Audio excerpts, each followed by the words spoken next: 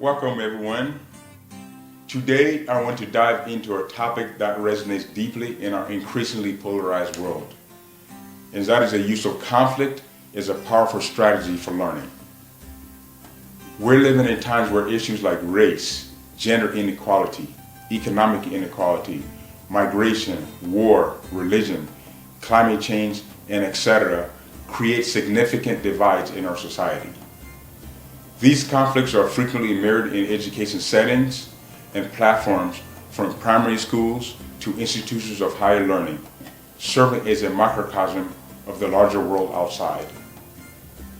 At the heart of many conflicts lies a lack of understanding, empathy, and a fear of the unknown. However, the key to navigating these complexities lies in education.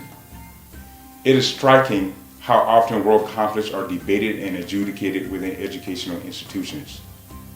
Yet these discussions can fall into superficial patterns, leaving the deeper issues unaddressed. When we actually take the time to peel back layers of conflict, we uncover a shared desire among individuals to be understood and to restore peace. This is where restorative justice comes into play. A well-developed and executed restorative justice strategy provides a framework for addressing harm caused by conflict, fostering understanding, and paving the way for healing. It enables us to confront our differences while unveiling the common human experiences that unite us all. Today, I'm excited to speak with Robert Howard, an expert facilitator, trainer, and advocate for restorative justice practices in education and beyond. So, how are things in Santa Monica nowadays? Busy. I can't complain though. You know, Okay. this is always dealing with people. When there's people, there's always something to do. Absolutely, Yeah. absolutely. Well, you saw my opening remarks around this conflict and how restorative justice can actually help us create empathy and so on. What are your thoughts on what I had to say about that? Listen, I think that so for my work that I've done in the community for like the last 20 years Yeah. has been really about trying to raise the value of the relationships that we have with people. Yeah. Empathy is a key component to that. Yeah. So everything you talk of is 100% on board in harmony with what I believe. Yeah. I think that we all could do a better job of being more inclusive, respectful, compassionate to others, including ourselves, but Absolutely. others. Absolutely. Well, I was a firm believer in restorative justice before I went to Santa Monica, Malibu. Right. And it was going to be one of the first initiatives I wanted to implement because I wanted to make sure that our students, our staff, our community is able to engage in positive conversations, even through conflict, because I know the power of it. So, but as soon as I got there, I learned about you. Yeah. You're one of the first people I met. And I immediately took you out of Santa Monica High and made you a district coordinator. Yeah, to man, I appreciate help us that. with restorative justice, and you went to work.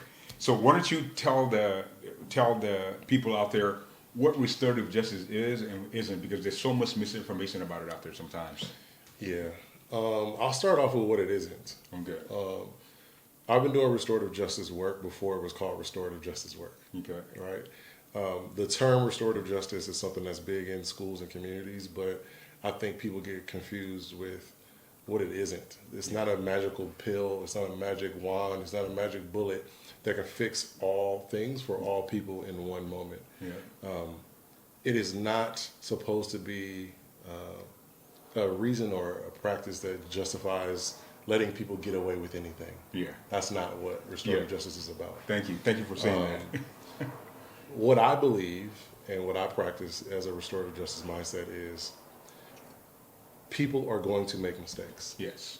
There's going to be conflict. The first half of what restorative justice is in relationship building. Yes. So as getting to know you, breaking bread, we went to eat, we had conversations about who we are, what we believe, what our goals are, what challenges are coming up. We're getting to know each other, right? Yeah. Restorative justice should focus on the front end on relationship building. Yeah. Right? How do you strengthen those relationships that are already there? How do you repair some that are lost? Yeah. And how do you build some that are not existing? Yeah. The second side of restorative justice, I think, is the part that people get the most excited about, and probably are like Googling about what restorative justice is, which is like when someone breaks a rule, when someone causes harm, when someone breaks a law, when there's conflict, what do you do to move forward? And restorative justice focuses on non-punitive, non-violent ways to address that, to hold people accountable, to move forward. One of the godfathers of restorative justice, his name is Howard Zehr. He teaches a quote that I use all the time in my workshops and my trainings. He said, if crime is a wound, justice should be healing. Wow. So that's what it's about. It's about how do you make things right for those who've been affected. Wow. Yeah. You know, one of the trainings I sat in on, and I think you were in front of parents, and I think it was from families from Malibu, I remember. And we were having a session that you were treating about community circles and so on. And I think you provided a definition of punishment versus discipline. Yes, I love that question. Punishment versus discipline. Yes. Could you expand? I thought that was so profound. Well, if you've ever been in any of my workshops or trainings, anybody can say, yep, he did it with mine.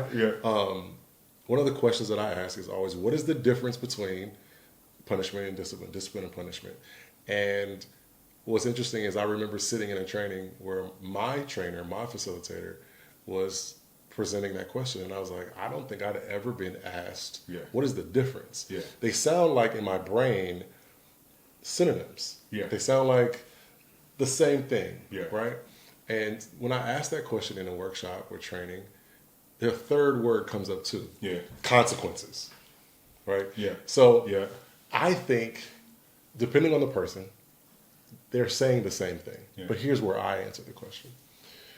Discipline is about making things better, especially the person that might have caused harm or broken a rule. It should get better for them specifically, but other people that have been affected by what they did. Punishment is just about something has to happen. You did something, something has to happen. And it might have nothing to do with what you did. Like, for example, we played sports. You're a football guy. I played basketball. Played football for a little bit, but I'm not going to use that example. There was consequences. There were punishments all throughout sports culture. And some of them had nothing to do with what happened or making anything better. It's just something had to happen. You were late, you had to go run. You forgot your shoes, your right pad, whatever. You had to do push-ups and do squats or hold this position. You have to suffer because you made a mistake. And because I wanted to play the sport, I'll deal with the suffering. Why that doesn't work in like things like education or in social society is if I already don't care about this thing, your punishment is arbitrary and it doesn't make me want to do anything. You can't hold me accountable. Call my mama. Kick me off the team. I'm not running. Now what you gonna do? Right? Like, I didn't want to be here anyway. So I'm not invested. So there's no intrinsic motivation there at all. We know it doesn't work. We can look at the data and say punishment hasn't changed anything. We have more things that we punish about and more people getting punished. Right? And we're really good. In the United States, we are really good at punishing people. And as a result, when somebody often punished and there's no repair, that person may harbor some feelings or whatnot, and it'll manifesting in itself in a different way. It could be when they're an adult, or in their relationships, or it could just be on school, or them shutting down in school, not furthering their education and getting lost in the system. And it costs everybody money. There's nothing more dangerous, especially today in schools, public schools, private schools, religious schools, different independent schools, charter schools. There's nothing more dangerous than a person who doesn't care. Wow, that's profound. Like, profound. What do you do with that person? You better have a strong security team with a bunch of weapons to deal with someone who might not care and then do something because of it. Right? If I don't care about this place, I don't care about these people, I don't care about what y'all talking about, I don't care about the system, I don't care about me. Now you got a problem, and it's going to cost you some money. Oh, wow.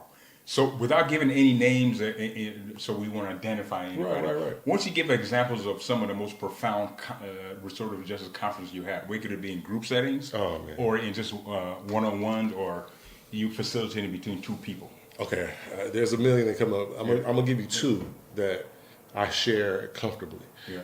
One was at a camp where I was doing a camp under Barack Obama's initiative, he had My Brother's Keeper, Sons and Brothers, Yeah. something that the state of California invested in. Investing every year a lot of resources and energy and money in developing sustainable leadership in young men of color. Yeah. And we had a camp for 7 days up in the mountains. Yeah. And it's supposed to be beautiful. Yeah. So you're in nature, Yeah. they're feeding you, you have all the food from the buffet, 3 meals a day, there's deer walking around, and there's night hikes and a pool and a basketball, all the activities, including a ropes course. Yeah. Right, where you can put your helmet, your harness on, and you go up. We had young men from Del Norte, California. Del Norte, I know. Far, that far is. up, close to the line. Right? I know them because they have a killer football program. Well, Yes. we used to. You know, when I was a Prince of Clovis West, we used to go up there and play them all the time. Yeah. So you know what's going on. So near Del Norte, there's a lot of tribal lands. Yeah. Indigenous native boys came to camp from the Del Norte tribal lands. Yeah. And they're not used to systems. They're not used to school systems the way our American boys are. They're not, they don't get dealt with the same way, right? Yeah. So we're trying to do camp, which is very similar to school, Yeah. right? And these kids didn't really fit. And they weren't rolling with the rules. They were like, why I got to put a helmet on? I do this at my mama house. And I built my own zip line. And why I got to... And it was like, oh, we didn't see that. Yeah. We wanted all to come, Yeah. but we weren't prepared with the challenges that come with all the folks that do come and what their needs are and what their expectations are. And there was a young man who struggled to follow instruction. And because I was doing restorative justice, I got to build a lot of one-on-one time with him. And he got so frustrated during one ropes course thing that was just going slow. It wasn't fun. He was like, what are we doing? Like, why are we indoors in nature all day? You could have did this in the city. Yeah. Why you bring us to camp and do all these classes and this little workshop stuff, and nature is beautiful. So he was already pissed, right? Yeah.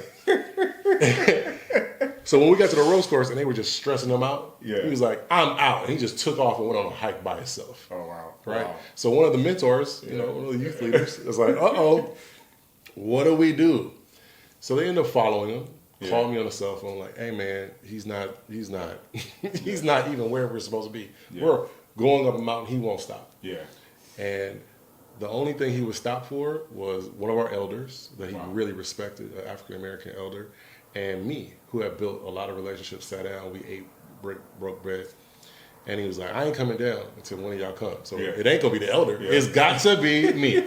So I get up there through that relationship, and I had a GoPro on my hat, and my homeboy's going with me. Now, mind you, I didn't bring no shoes to go hiking. I'm in Jordans. Wow. Marsh. Slipping everywhere. Oh, my shoes are done. I don't have those shoes no more. And my boy is, you know, trying to go, and he's like, man, what you gonna do when you see him? I was like, I'm gonna give him a hug. Because I appreciate him giving us a chance, giving me a chance to see what's going on and how do we move forward. Bro, I get to him, I give him a hug, we talk. I'm like, I know you're frustrated after talking to me. I was like, you know, I understand you're frustrated with how this thing was, and this is not what you thought it was going to be. Yeah. And it's not working for you, clearly. We need to figure out how to make this work to the end, but we need to get off this mountain because the sun is setting, dinner time is going on, we have other activities at night. How do I get you off this mountain? He's like, I want to take this bolt, this little rock, and I want to go climb up this little peak, and then I'll climb down and I'll come down. And I was like, all right, well, we're all going to go up this mountain with you. Wow. So instead of being like, if you don't get your little narrow booty, we didn't come with that energy, because we would have been in a war that we wouldn't have won. Yeah. We would have had to get rid of him, pay all the money, deal with the frustration and all the backlash and the negativity.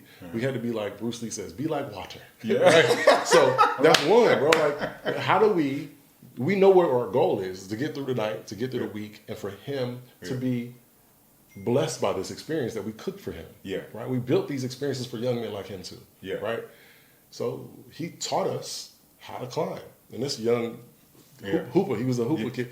This one hooper kid is showing us how to get up this slippery slope. He put the rock down, and then he had to show us how to get down safely. Wow. Right? So instead of us trying to teach him about manhood and teach him about masculinity and emotions and teach him about leadership, I empowered him to show us what you know. Because your position might, because of your age and because of your connection to this experience puts you in a student seat, but you actually are a phenomenal teacher. You have so much wisdom that we can benefit from, including how to get off of this mountain safely.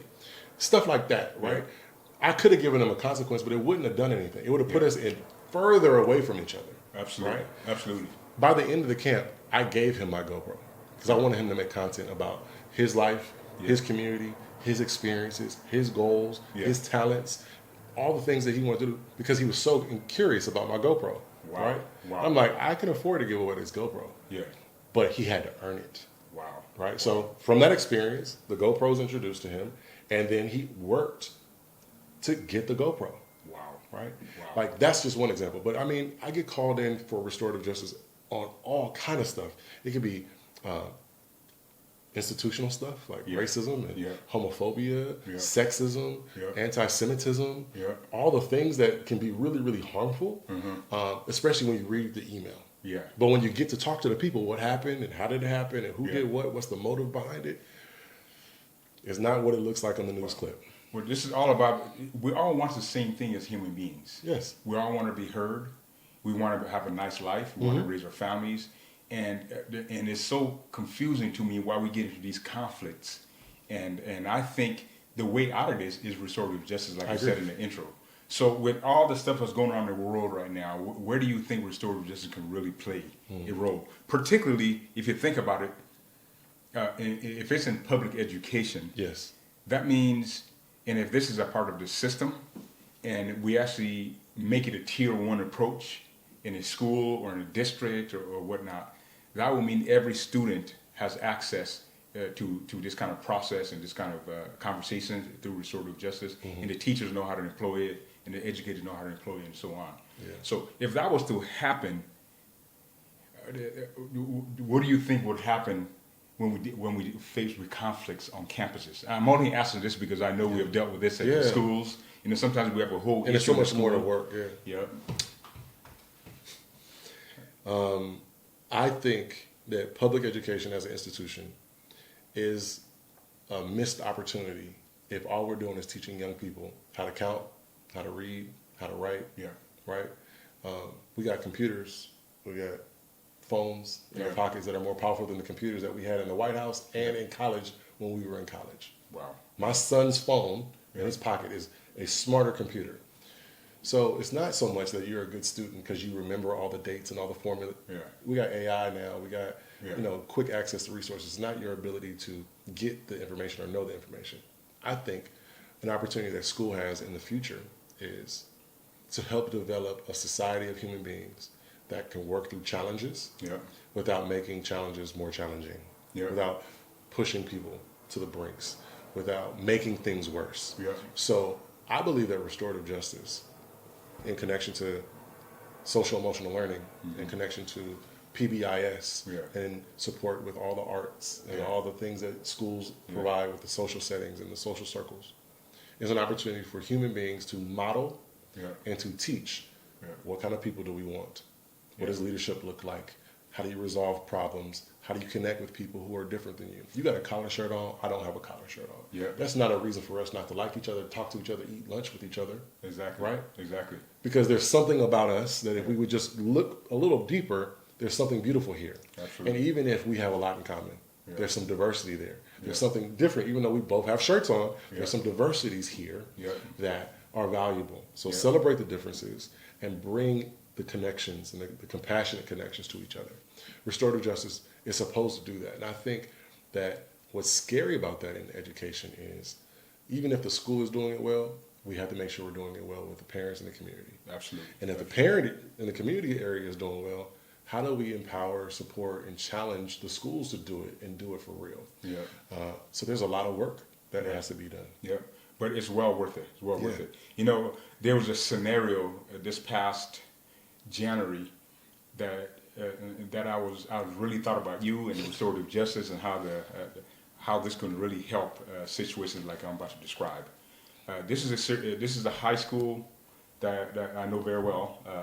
Not anyone ever see, but the superintendent is a good friend of mine who happened to call me and was just frustrated with what's happening on his schools.